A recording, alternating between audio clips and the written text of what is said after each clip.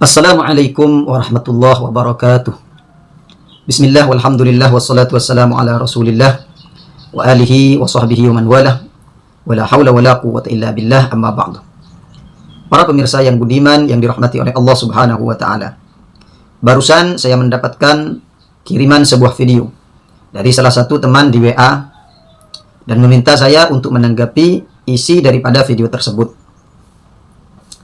Dan isi dari video tersebut adalah pernyataan dan statement daripada Ustadz Nur Ihya akan keterputusan nasab santet Ba'alawi dan klaim Ustadz Nur Ihya bahwasanya dari klan Ba'alawi melakukan pencangkokan atas nama seseorang yang dianggapnya fiktif untuk disambungkan nasabnya melalui orang tersebut kepada nasab mulia baginda Nabi Muhammad SAW, yaitu melalui jalur Ubaidillah bin Ahmad bin Isa al-Muhajir ilallah subhanahu wa ta'ala.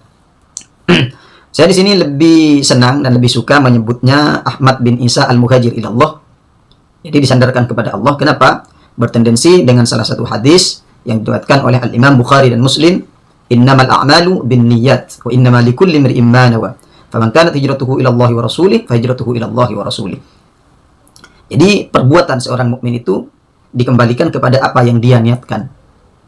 Sehingga kalau hijrahnya karena Allah, kalau hijrahnya untuk Allah dan untuk Rasulnya, maka kembalinya kepada Allah dan Rasulnya. Dalam artian orang tersebut dalam beramal dikategorikan sebagai mukhlis fil a'mal, ikhlas di dalam melakukan perbuatan-perbuatan. Dan saya lihat dan saya dengarkan, saya perhatikan secara seksama daripada video yang disuguhkan kepada saya untuk ditanggapi. Ternyata Ustadz Nur Ihya di situ tidak ada bedanya sebetulnya dengan apa yang disampaikan oleh Kiai Imaduddin dalam tulisan keduanya. Artinya Ustadz Nur Ihya di sini bukan dalam rangka memberikan penjelasan lebih daripada tulisan Kiai Imaduddin, hanya pengulangan kata dan menjiplak kesimpulan daripada tulisan Kiai Imaduddin. Bedanya dengan Kiai Haji Imaduddin, kalau Kiai Haji Imaduddin di situ tidak terlalu banyak aksi dan action. Kalau Ustadz Nur Ihya ini kesimpulannya sedikit, actionnya banyak. Seperti itu. Ya sampean bisa lihat sendiri. Itu kesimpulannya sedikit, cuma actionnya terlalu banyak seperti itu. Coba kita dengarkan terlebih dahulu biar nggak sama seperti Ustadz Nur Ihya terlalu banyak action.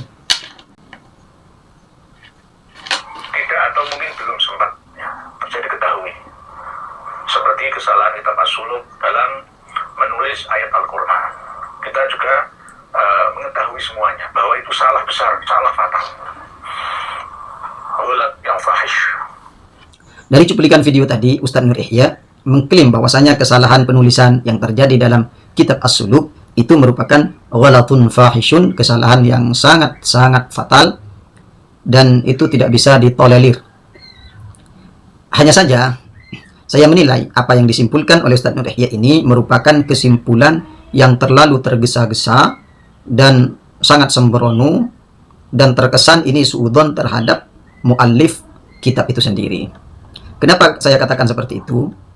Kita kalau baca kitab Fathul Qorib saja dan kitab-kitab yang lain, itu kesalahan penulisan, kesalahan nuqtoh, kesalahan harokah kalau ada harkatnya, kesalahan redaksi, itu merupakan suatu hal yang lumrah terjadi. Bahkan kesalahan-kesalahan yang dianggap itu penambahan, itu biasanya disebutkan dengan redaksi wa hadza saqitun fi ba'di nusakhil matni atau saqitun min ba'di nusakhil matni. Ini redaksi merupakan redaksi yang tidak ditemukan dalam sebagian redaksi kitab asal atau kitab matan. Biasanya seperti itu, bukan langsung menyalahkan kepada muallifnya atau musannifnya. Makanya di sini ada muatan suudzon terhadap muallif atau sahibul kitab As-Suluk itu sendiri. Kita lanjut. Banyak sekarang yang laris adalah print out, ya, print out gitu. Atau pengetikan, jasa pengetikan dan print out PDF ya dari kampus, dari mana-mana itu.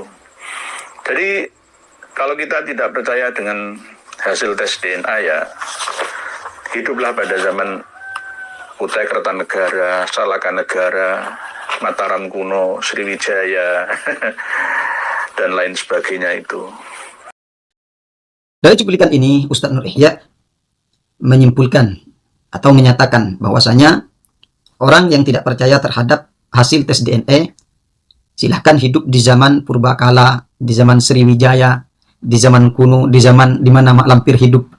Kalau saya kembangkan, saya kira pernyataan ini pernyataan yang hanya berlandaskan pada akal dan tanpa dilandaskan terhadap dasar dan pandemin dalil yang kokoh, sehingga ini menunjukkan minimnya pengetahuan dan minimnya penelusuran Ustadz Nur Ihya itu sendiri dalam kitab-kitab Turath.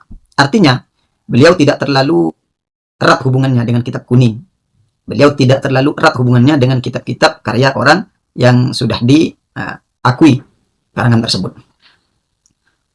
Kenapa? Karena dari apa yang dinyatakan oleh Ustadz Nur Ihya ini, terdapat sebuah kesimpulan bahwa teknologi bisa dijadikan penetapan hukum meskipun sudah ada kaidah paten dari syariat.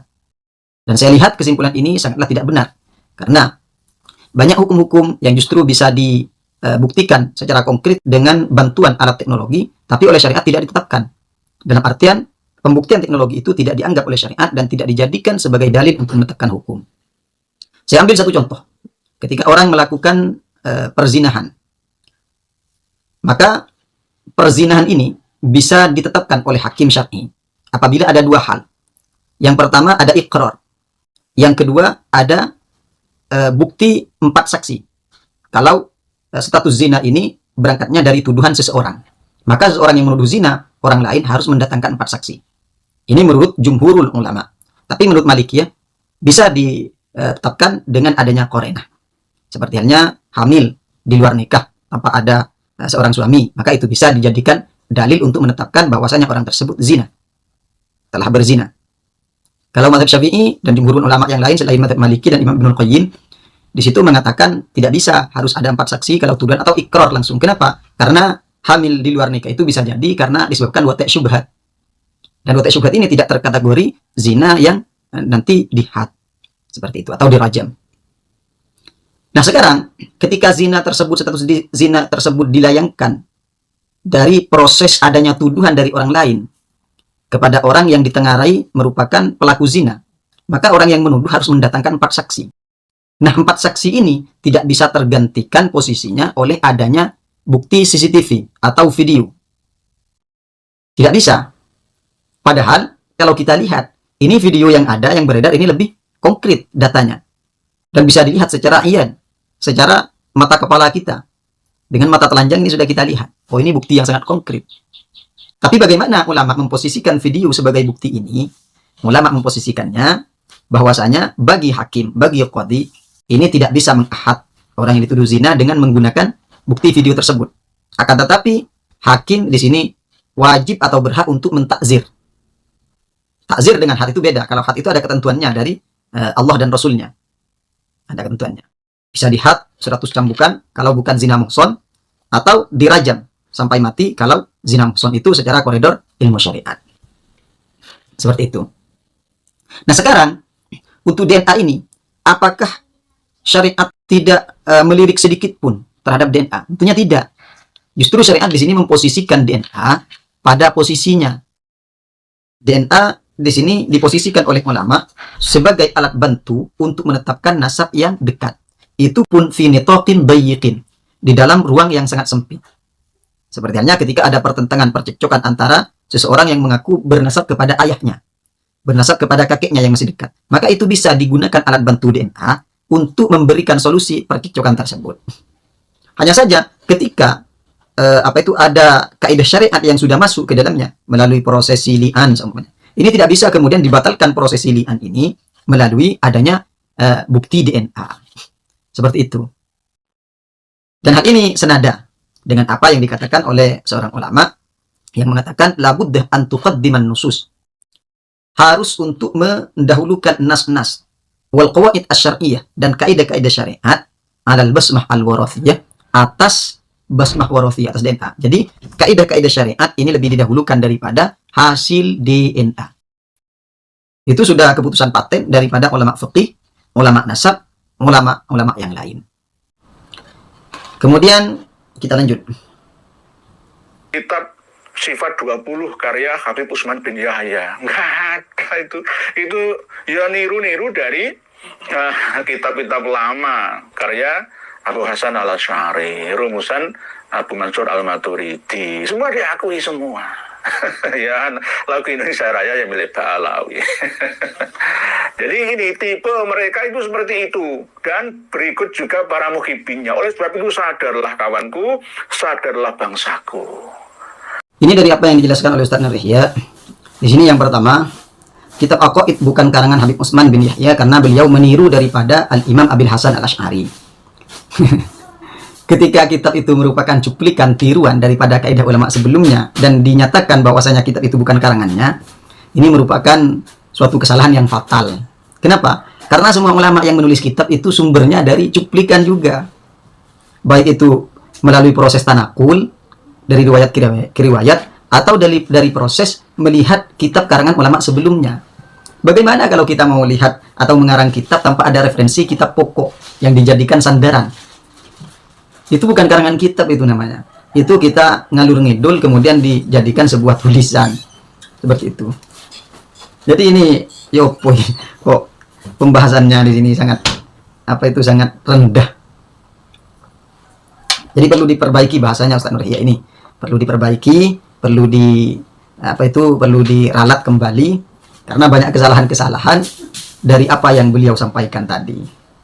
Makanya saya ingat terhadap sebuah kaidah. Qalilul ilmi katsirul inkar. Wa katsirul ilmi qalilul inkar. Orang yang sudah banyak ilmunya, maka akan sedikit ingkarnya. Justru sebaliknya, orang yang sedikit ilmunya akan banyak ingkarnya. Contohnya seperti Ustaz Nur Yahya ini. Kesalahan penulisan saja langsung disebutkan kepada kesalahan muallif. Ini apa ini? Orang yang masih baca kitab sedikit saja daripada Fathul Qorib itu sudah bisa menyimpulkan bahwasanya kesalahan yang semacam ini itu lumrah terjadi seperti itu. Contohnya juga kesalahan dalam lafaz al-alal yang ditengarai sebagai ad-dalal. Itu merupakan kesalahan redaksi penulisan, Mas. Biasa saja seperti itu. Bahkan dalam PDF, dalam kitab cetakan-cetakan itu kadang oleh muhakiknya disertai penjelasan di bawahnya di catatan kaki tersebut. Bahwasanya ini sakit, ini gugur dalam manuskripnya, tidak ada tulisan seperti ini. Seperti itu. Bukan langsung mengatakan, oh ini mau melakukan manipulasi, ini mau melakukan kebohongan. Nah, sampean itu mengatakan seperti itu sampean sudah berbohong. Kenapa? Karena sampean mengatakan itu tanpa data, tanpa sumber. Seharusnya kalau sampean mau mengatakan berbohong, di sini ketika ada penambahan semuanya, atau ada salah kalimat, salah huruf, dan lain salah natoh, dan lain sebagainya, maka di sini sampean kaji terlebih dahulu. Seperti itu. Bukan langsung dinyatakan ini pentahkiknya salah, ini pentahkiknya mau berbohong, ini dari kalian Bang Alawi mau melakukan manipulasi. Itu merupakan kesimpulan yang menurut saya sangat tergesa-gesa dan sembrono dan sifatnya kekanak-kanakan, sehingga menyimpulkan sesuatu yang terkandung muatan suudzon. Kita lanjut.